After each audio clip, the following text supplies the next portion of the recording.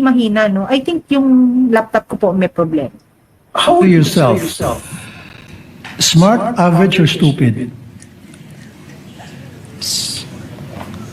Nasa average lang po ang mga Average. pagkatao, Your Honor. Correct. Just like millions and millions and millions of Filipinos. Good. Normal.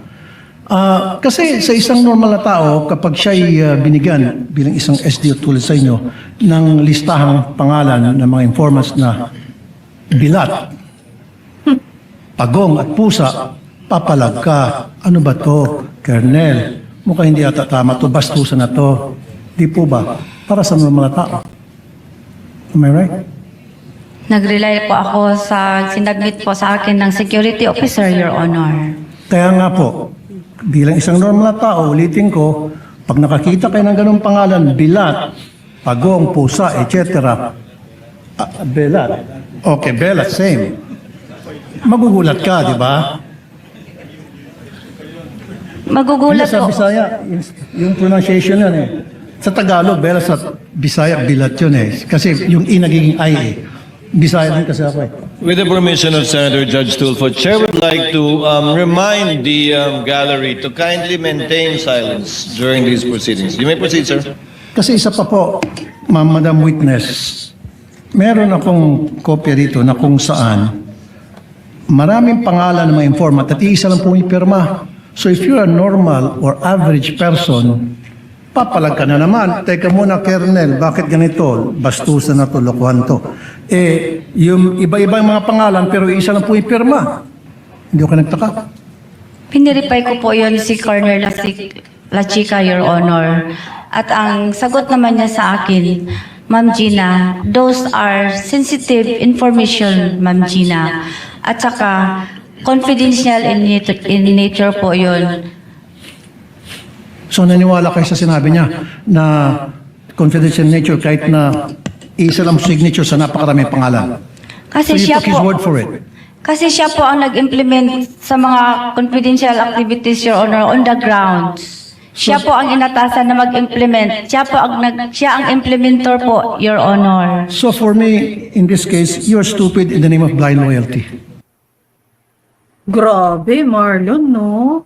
Para pagsabihan ka on national TV ng isang senador na hinalal ng mga Pilipinong maaaring masasabi natin this time around nagkamali sa pagluluklok ng isang radio program owner o host na si Raffy Tulfo, nakaka-insulto at nakakahiya bilang isang Pilipino na merong ganyang senador dyan sa Senado.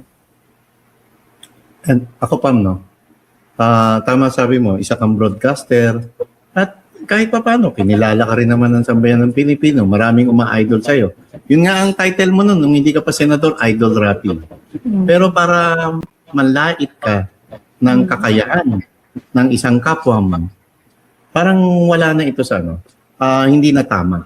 Tapos, balik ko na lang, pareho naman sila neto nung abogadong may lipstick, di ba? Common sense, saka stupid. Sino ba ang may common sense at saka sino ba ang stupid? Yung bang mga tao na talagang mas gusto nila na matuloy yung flood control scandal hearing o mas stupid at walang common sense yung mga mambabatas na nagsasayang ng pera araw-araw, nagsasayang ng oras at resources ng gobyerno para lamang ipagpatuloy yung impeachment trial na alam naman natin na bulok basura at alam naman natin na maliligtasan ito ni Vice President Sara Duterte. At Marlon, no, para sa isang senator na ipinaglalaban ang pagiging average or smart at ayaw, most likely, ayaw sa stupid, balikan ho natin ang mga performance ni Raffy Tulfo bilang isang senator, Marlon, no? Balikan natin yung kanyang dininig, yung mga magical wins na meron na sunod-sunod sa loto. 'Di ba? Ano hong kaya namayaning doon? Puntos sa kanya. Was he smart? Was he average? Or was he probably stupid?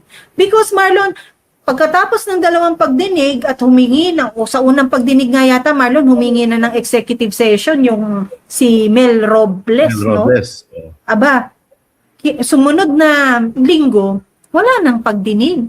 Maayos na. Okay na sa kanya na merong pagkasunod-sunod na lotto wins. 'Di ba? So, ano hong performance meron siya ginawa sa pagiging kanyang senator? Smart? Average? Stupid? Tayo ho na sambayan ng Pilipino na nagpapasweldo sa mga taong yan ang magbigay ng grado sa kanilang performance. Hindi ho pwede yung ginagawa nila na sila ho ang nagbibigay ng grado sa mga Pilipino. Kagaya ng disrespect na ipinakita niya sa isang witness dyan sa loob ng korte. Mula sa isang senator judge na meron sanang impartial judgment sa mga nangyayari ngayon sa impeachment trial. Diba? Actually, Pam, hindi lang si Tulfo, no? Karamihan sa mga senator judge kahapon, kung ibuli yung testigo at halos takutin, hindi halos talagang tinatakot na yung testigo na kapag hindi ka nagsalita, ikaw ang makukulong dito. Ikaw ang mapapanagot dito. Bigla ko nga naisip, ano ba to? Impeachment trial ba to? O nalipat na rito yung Quadcom? Na dahil hindi nila makakuha yung naratibo na gusto nilang palabasin, bubulihin na nila yung testigo. Tatakotin na nila na ito ang mananagot at ito ang maipakukulong. Kung ako sinabihan ni Tulfo na you're stupid in the name of blinded loyalty, ang isasagot ko, Your Honor, hindi mo porke loyal ako, blinded na ako, tsaka stupid ako dahil ang stupid at blind ay yung, alam niyo na, yung nakikita niyong mali na at evil na ang amo niyo, ang superior niyo, susunod pa rin kayo. At magiging loyal pa rin kayo sa kanya. Sorry po, pero ang amo ko po, hindi ganon. Tsaka, hello, bakit pagpipilitan yung i-audit? Alamin kung sino-sinong pinagbigyan ng pinag-disbursan ko ng pera. Dinisperse ko na nga sa taong yan. Hindi hanggang doon na lang ako. Yun ang yun ang nakasaad sa joint circular. Kaya doon lang ako. So sabi ni Ma'am Raquel, sobra po nilang napagtulungan si Ma'am Gina at hindi po maganda ang pananalita na sinabi sa kanya. Average people si Ma'am Gina, like millions of people daw, then ginamit ang word na stupid. Mali po. Totoo yan. Here's the thing. In trials where the public sees the proceedings, it is not just the judges who are the target of your argumentation and presentation, as well as your questioning. The target audience here is us. Why? Because senators act in representation of the people of the Philippines. So, they are acting on our behalf by virtue of the mandate that we gave to them. Now, because we still retain autonomous, meaning just because we voted for them in doesn't mean that we by default agree with their decisions. Sure, we gave them a mandate to exercise discretion, but to show them na hindi tayo agree, meron tayong freedom of speech. So if you feel that any of our senators, judges, or every one of them has acted badly towards Ms. Acosta, who started to sound like every person. Alam niyo yun, siya yung average. Tama, yun yung word eh. She is Juana de la Cruz. Bibi, down. That's Joey. Sorry. So, and we felt her pain. We felt the fact that, number one, she is not used to this attention. And number two, her husband is in the hospital. And number three, she was there just simply taking it. And she could barely, the proceedings were being conducted in a language na hindi siya bihasa.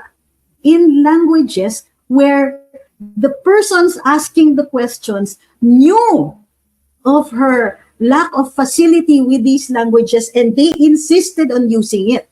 My beef with Senate Presiding Officer, Senator Chis Escudero, on this day is simple. Why was she not given a translator, given her preference for Bisaya?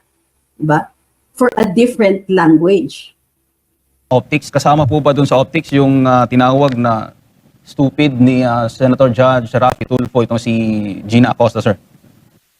Alam mo, yung statement ni Erwin Tulfo is no longer what we call uncalled for. It's unethical for a judge. That's why in my post, I even said that dapat he should inhibit himself or recuse himself from participating in the impeachment proceedings. Kasi aside from the fact that using those rude and unfair statement and remarks, it clearly shows yung po tinatawag nating manifest partiality, no? Well, we know for a fact na meron man talaga political leanings ang mga senators, no? But however, the rule requires is that kailangan at least they must appear to be a neutral, no? They must appear to be neutral, like a impartiality of a cold, neutral judge, no? And the fact that he has been saying that hindi lang po ngayon and for many times, no, that kind of arrogance has no place in our society, no? Especially if that you are sitting as a senator judge. So I believe that he should recuse himself or mag-inhibit siya, or if not, the defense should file a manifestation or motion for that effect, no? Even if hindi po siya papayag, kasi before po meron po dun sa Corona, no, pinailan po ng inhibition din si Senator Franklin Drilon, but of course he did not recuse, no? Pero at least na-emphasize and place on record yun pong mga klaseng objections, no, ng ganitong klaseng pamamaraan po na ginagawa ng mga senator judges. In some way or somehow, attorney, masasabi din po na ba natin itong na makakatulong din sa ating mga kababayan na nanonood, nakasubaybay dito, na kung sino yung mga senator judges na talagang panig, na talagang alam kung saan o alam nila kung saan patungo itong trial, or talagang para lang ito o usigin o para lang usigin ang ikalawang Pangulo, sir? Well, yes, of course, no. We have to understand na kaya ang sui generis itong impeachment proceedings because it has this what we call parang political affiliations as well as legal evaluation, no. Alam po natin yan. And in fact, alam po ng mga tao, no, despite the fact na si Raffy Tulfo is not would not have not yet said those words na usually sinasabi niya. Alam po natin na kung sino po yung may mga leanings na ganyan, no. And we can even say na I think there are at least 5 clear po dyan talaga na meron po political leanings. Not only dito po sa prosecution side that they will really convict, as well as po dito sa defense side that they would really acquit po. With that being Ako ng comments. Okay, so yung una ko pong mako-comment, actually yung pinaka first part ng questions ni Senator Tulfo, maayos naman talaga siya kasi kinaklarify lang niya yung thinking or yung logic nitong witness. Yung naging issue lang talaga doon, yung latter part, yung gumawa na siya ng mga side remarks ng "you are stupid in the name of blind loyalty", "wag tayong magtinonto", kasi irrelevant na po yun to the main issue. At yung dilemma din po kasi, or yung problema, pag gumawa yung senator judge ng mga ganong klaseng statements, it will now give doubt as to the credibility of the witness. Tandaan po natin, si Senator Raffy Tulfo, hindi naman po siya prosecutor, hindi po siya part ng prosecution, hindi rin po siya in his persona niya as a senator. So yung mga ganong remarks kasi it's bordering on mga political remarks. So hindi siya proper kasi nga naka-senator judge na persona siya ngayon. So pag senator judge ka po kasi, yung one of the basic fundamental principles niyan ay you must have the appearance of yung tinatawag na cold neutrality, yung sobrang lamig po ng neutrality na pag tingnan ka ng isang reasonableng tao ay talagang maging conclusion niya na talagang impartial yun, yung judge na yun, at walang bias. So yung problem nga lang po sa mga ganong statements, it will now give the appearance, well, at least in my opinion po, yung professional assessment ko po, it will give an appearance na dinidiscredit mismo nung senator judge yung witness na to. So pag ganyan, that is favoring the side of the prosecution. And dapat ano na lang tinap niya na sana yung question and answer niya nung sumagot na yung witness, hindi niya na ginawa ng mga ganong side remarks. But of course, naiintindihan ko rin naman yung posisyon ni Senator Raffy Tulfo kasi at the end of the day, they are still politicians, diba? So may mga spirit and sense of advocacy din po talaga yun sila. So baka na ano lang din, hindi niya nagugustuhan yung sagot, so lumalabas yung pagka-politiko niya. So this is actually one issue lang din yung nakikita ko talaga dito sa impeachment process natin kasi mga politiko nga rin po talaga yung mga senator judges.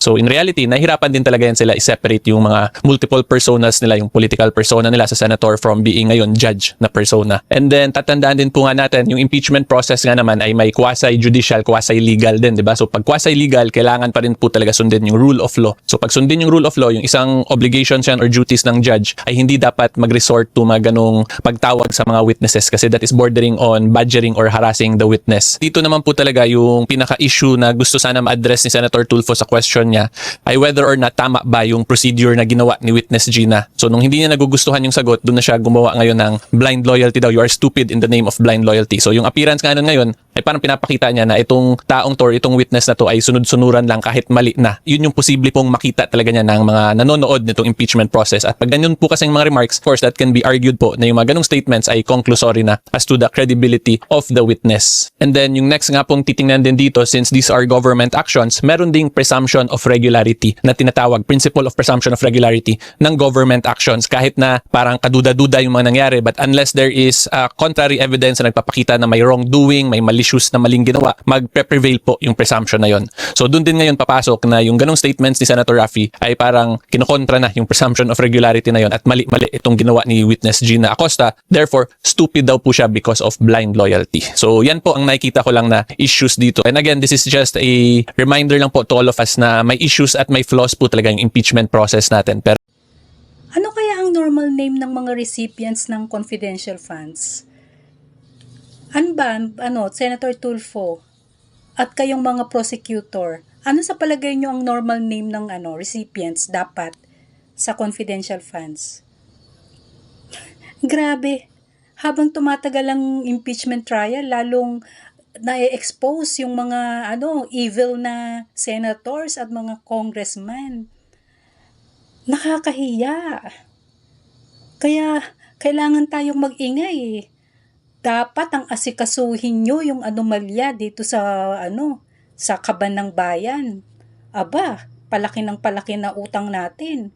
At wala namang nakikitang tangible na accomplishment ang ngayon, administration ngayon. Yun dapat ang pinapansin at sinisita ng mga senators at congressmen.